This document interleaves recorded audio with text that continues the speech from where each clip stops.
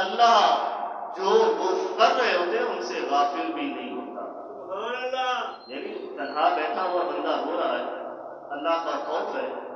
تو اسے یہ علم ہونا چاہیے کہ دنیا والے تو نہیں دیکھ رہے، اس رونے پر کوئی گواہ بھی نہیں ہے، تو لیکن وَمَاللَّهُ بِغَافِلٍ عَمَّا تَعْمَلُونَ، لیکن میں جو کر رہا ہوں، جو خوف خدا میرے سینے کے اندر موجود ہے، جو خوف خدا کی وجہ سے میرے آنکھوں سے آنسو جاری ہے، اور یہ آنسو میرے رخسار پر آئے ہوئے ہیں یا تھوڑے سے قطرہ نکلا ہے، لیکن جو کچھ بھی میں اللہ کی یاد میں کر رہا ہوں تو اللہ اس سے غافل نہیں ہے، میرا رب اسے جانتا ہے. اللہ رب العزت ذات الصدور ہے، دلوں کے رازوں کو احسن انداز سے جاننے والا ہے اور سمجھنے والا ہے. جب ہم کسی جگہ پر تنہا بیٹھ کر اس رب کی یاد میں بیٹھے ہوئے رو رہے ہوں گے، اس رب کی یاد میں بیٹھے ہوئے آنسو بہا رہے ہوں گے، گریہ زاری کر رہے ہوں گے، تو اللہ ہمارے دلوں سے بھی واقف ہے اور ہمارے چہروں پر پڑنے والے آنسو سے بھی واقف ہے. تو اللہ اس وجہ سے ہم پر اپنا خصوصی کرم بھی فرمائے گا اور رحمتوں کا نزول بھی فرمائے گا. تو حضرت عبد الواحد بن زید ایک تابعی گزرے ہیں، امام غزالی علیہ رحمہ نے ان کے واقعات کو نقل فرمایا. تو ایک مرتبہ بیٹھے تھے تو مجلس سے بیان کر رہے تھے، تو فوراً ہی لوگوں سے مخاطب ہوئے، اے لوگوں، اللہ رب العزت کے ملاقات کا شوق اپنے سینوں میں کیوں نہیں رکھتے؟ اللہ کی ملاقات کا شوق اگر سینے میں رکھتے ہو تو پھر تمہاری آنکھوں سے آنسو جاری کیوں نہیں ہوتے؟ اگر تم یہ چاہتے ہو کہ اللہ رب العزت کا دیدار ہو جائے، اس کی ملاقات کا شوق ہے، تو پھر گریہ زاری کرو، اس وجہ سے اللہ تمہارے اوپر خصوصی رحمتوں کا نازل فرمائے گا، خصوصی رحمتوں کا نزول فرمائے گا.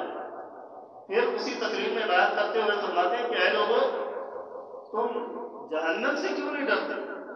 تمہارے دلوں کے اندر جہنم کا خوف کیوں نہیں ہوتا؟ جہنم کس قدر ایک عذاب دینے والی جگہ کا نام ہے جہاں پر گناہگاروں کو وہاں پر ڈال دیا جائے گا. اے لوگوں، تم جہنم کا خوف کیوں نہیں رکھتے؟ اگر تم جہنم کا خوف رکھ کے جب تم رو گے تو اللہ تم لوگوں کو جہنم کے عذاب سے محفوظ فرما دے گا، عذاب سے محفوظ فرما دے گا. اور پھر فرمائے کہ اے لوگوں، تم قیامت کی ہولناکیوں سے واقف ہو، وہاں پر شدت پیاس بھی ہوگی، پیاس سخت انداز سے لگی ہوگی، تو تم یہ خوف دلوں کے اندر کیوں نہیں رکھتے کہ کل قیامت والے دن شدت سے پیاس لگی ہوئی ہوگی، اگر یہ خوف سینوں کے اندر رکھ کے تم رونا شروع کر دو تو جب قیامت ہوگی، سارا مجمع لگا ہوا ہوگا، مخلوق موجود ہوگی، تو اللہ رب العزت اپنی رحمت کے ذریعے سے حوض کوثر سے پانی بھر بھر کے جام ان لوگوں کو پلائیں گے جن کے دلوں کے اندر پیاس کا خوف تھا اور اللہ کی بارگاہ میں گڑ گڑا کر روتے تھے،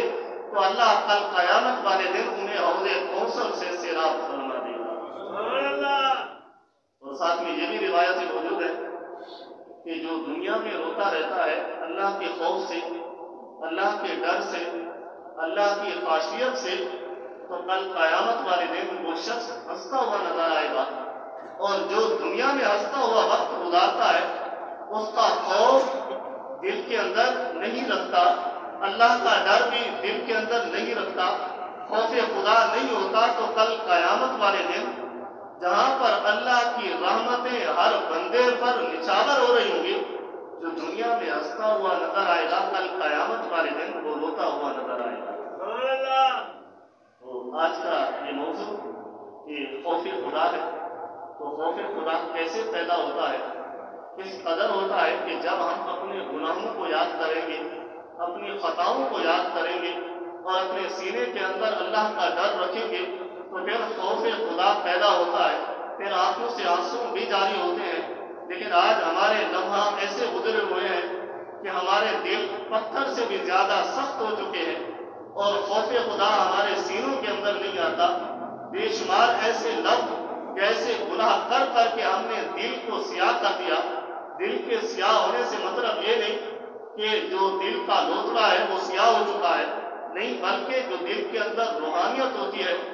جو لذتیں آتی ہیں نیکیاں کرنے سے، نماز